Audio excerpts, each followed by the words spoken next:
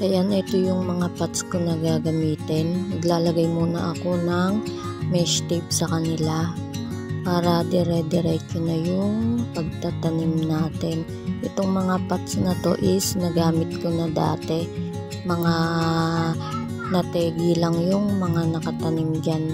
Nilinis ko muna sila bago ko tamnan at lagyan ng mesh tape. Sayang naman kasi kung bibili ka ulit ng pots, pwede pa naman tong gamitin ulit.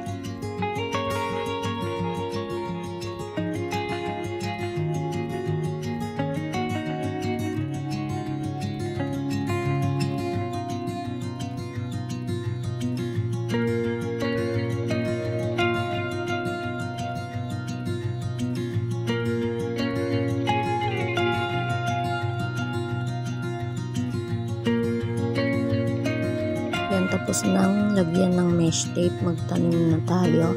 Ang ginamit ko palang soil dito is yung nabili ko sa Shopee na soil mix. Tapos sinaluan ko lang siya ng ipa at yung organic soil. Ito pala si peperomia gravulens or ruby glow ang tawag. Pala siya, family pala siya ng peperomia. Ang bango ng nito ng flower, may pandan. Pag naka-adjust siya, mas bubuka pa siya at gaganda.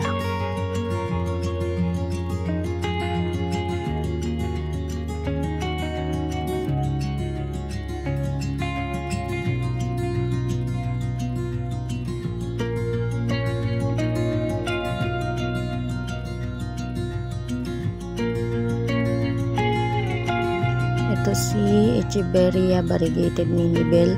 Meron akong hindi variegated na to. Hiningi ko lang, binigay ng asawa ng pinsan ko. Meron siyang tanim dati. Binigyan niya ako ng baby. Ayun, maliit pa din siya.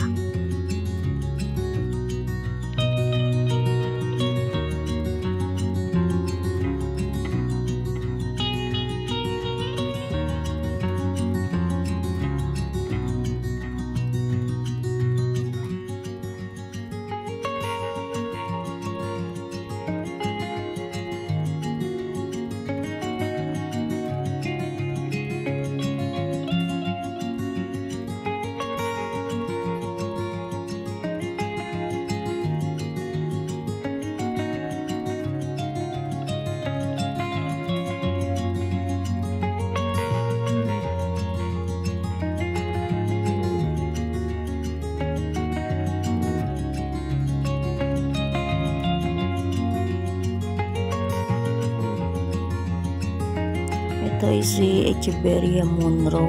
Mabait daw to sa lowland, kaya binili ko din. Ayan, tingnan natin kung mabait nga siya.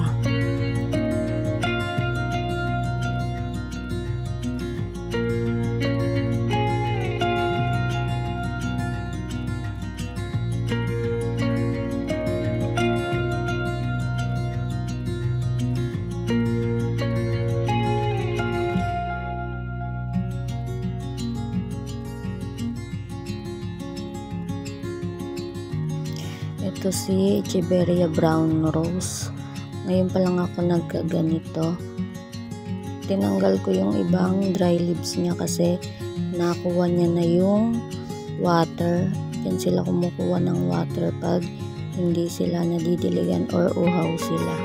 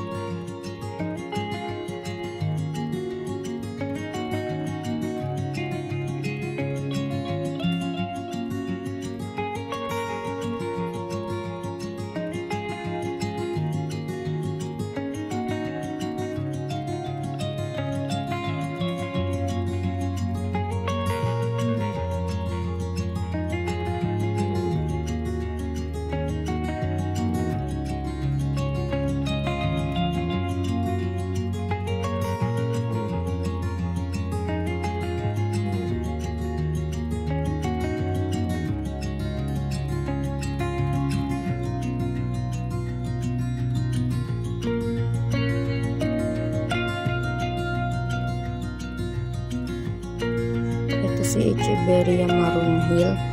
Tinanggal ko na yung ibang dry leaves pero yung iba hindi ko pa tinanggal kasi dyan sila kukuha ng water at hindi ko muna sila didiligan.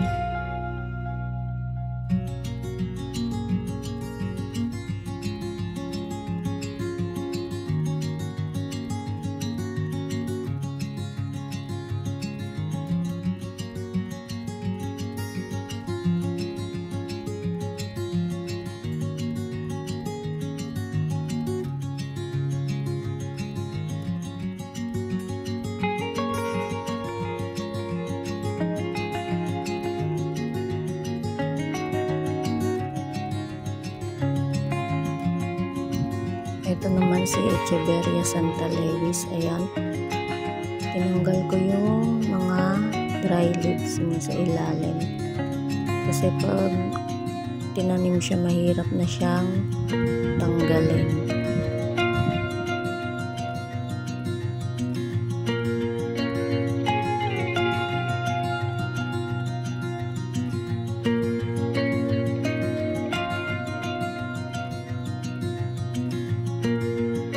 Ito pa yung isa, sinama ko na kasi malaki naman yung buds na.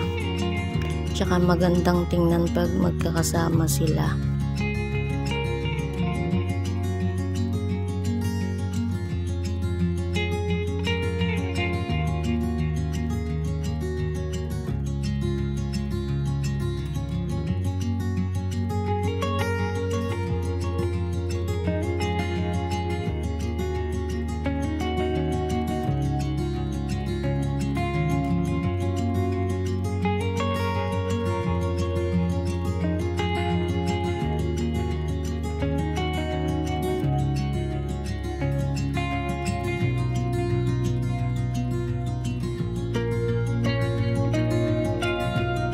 Ito maliit na pots kasi maliit lang yung itatanim ko dito.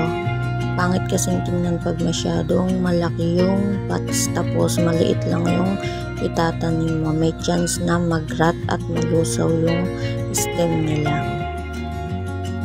Kailangan din sakto lang sa pots yung itatanim mo.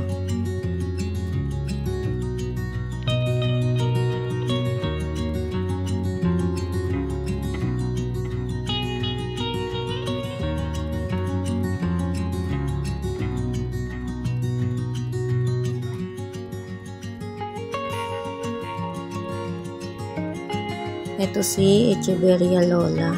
Meron akong ganito dati kaso nadedo. Tapos meron din akong Lola na hybrid naman siya.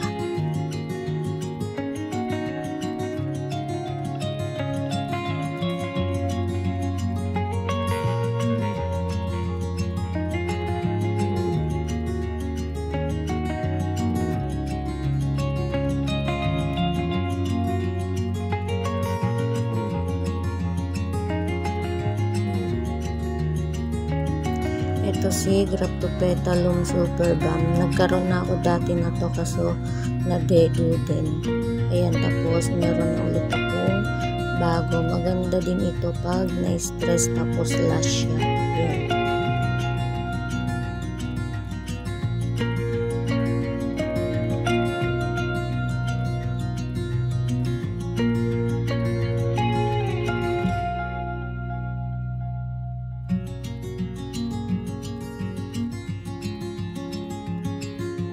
Ito naman si Echeveria Perlivon. Ano siya, tinatawag din siyang PBN. Hindi lang stress yung PBN ko na to. Tinanggal ko siya kasi isasama ko na dito yung variegated. Malaki naman yung pots niya. Kaya pagsasamahin ko na lang sila. Hindi ko nga pala to diniligan para pag tinanim ko dito yung variegated niya is hindi mag-rot.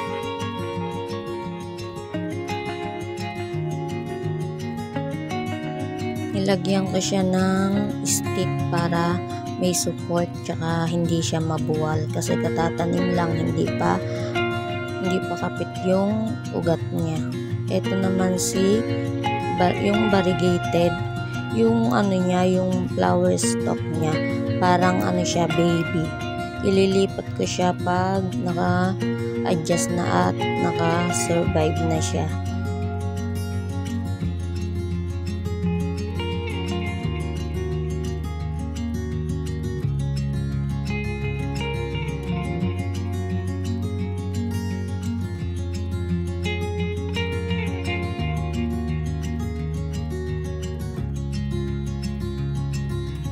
Ito naman, malaki tong pots na to, kaya 3 yung itatanim ko para hindi sila malunod pag diniligang ko sila. Tatanim ko dito ay sila Gansu, Compactum at si Baron Gold. Hindi ko nilagyan ng madaming soil o hindi ko pinaapaw yung soil.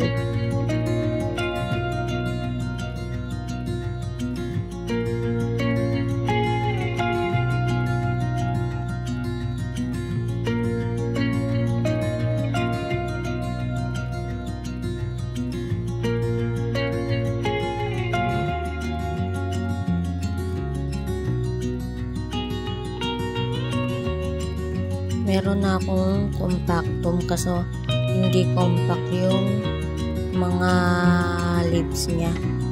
Tapos naglagas yung iba kaya leggy sila. Ito maganda siya. Maganda yung form niya.